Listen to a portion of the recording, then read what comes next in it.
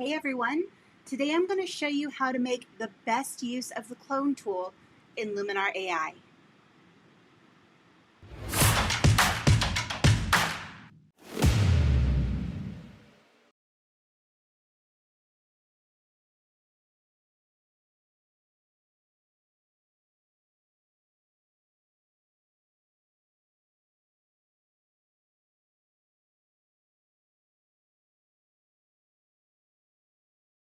Powerful. Let's go ahead and start with this beautiful mountain image. But if you notice as we're looking at this photo, there's a few distractions. Now for most of us, as we go through and look at an image with distractions, our first inclination is going to be good to go to the erase tool. That's a great tool and it does the job most of the time, but you rely on what the computer, what the AI thinks needs to replace those pixels. So let's say you go ahead and you paint out these pixels right here. It's going to look at the surrounding area and make a decision for you as to what pixels will replace the ones you want to erase.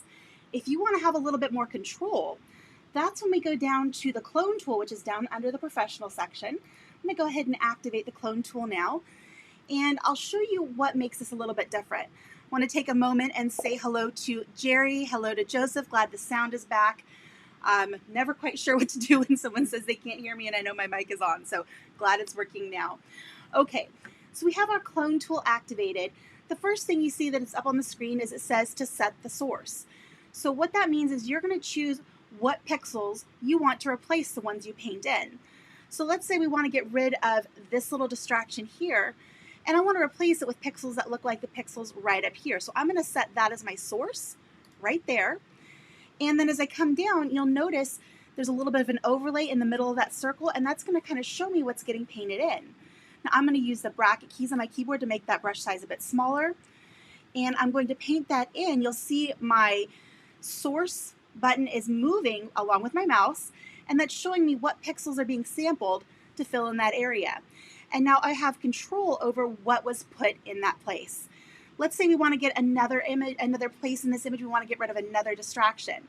Let's take a look at this piece right here. There's a little bit of distraction going on here on the hillside. Something dug it out a little bit. Let's say we want to replace it with this area here. So I'm going to hold down the Alt or the Option key. That's Option on Mac, Alt on Windows. So I'm going to set a new source here. And then as I move my mouse up here, I can paint in that new area and get rid of that other distraction. We can go up the hill and do a few more little marks like this. Let's say I want to use this area here again as my source.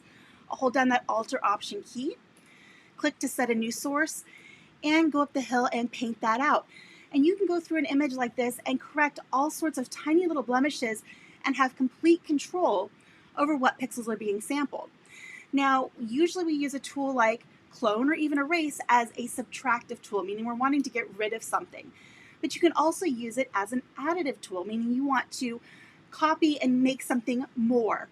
So let's say we want to get rid of this little rock down here in the bottom. Maybe it's a cinder block, not quite sure. But we want to add in some of the flowers that are over here in the corner. So again, I'm going to hold down that Alt or Option key, and I'm going to sample right over the top of these flowers. I'll go over here to this rock, and I'm going to make my brush size a bit bigger. And I'm now going to paint in over that rock with those flowers, and I've brought in some of those flowers from that area there. And you can do that to multiply. Let's say we wanted to add in more of these flowers here. You could do that. You could bring in some more flowers from this area down here, move them out on the hillside, all sorts of options. You can even do it to make some of these snowdrifts come further down the mountain. So let's try that. Hold down our Alt or Option key, come in and click on that snowdrift, and then we can paint that down the mountain a little bit further. You can even do that with clouds. So again, we're using this as an additive tool, not necessarily just a subtractive tool. So we're wanting to take something in an image and make more of it. You can do that with the clouds as well. Got a little panel here. Let me move that to the side. I'm going to sample up here in my clouds, and we can fill in this area up here a little bit more and add some more clouds. So there's a lot of fun things you can do with the clone tool, not just erasing things, but you can add them. So subtractive and additive. Make sure you remember that you resample often. That's holding down that Alt or Option key. And that lets you sample some new pixels and paint those pixels in where you want it. All right, well, I hope that was helpful for you guys. I hope you enjoyed it. If you like this episode, give us a thumbs up here on YouTube. That's always great for us to see.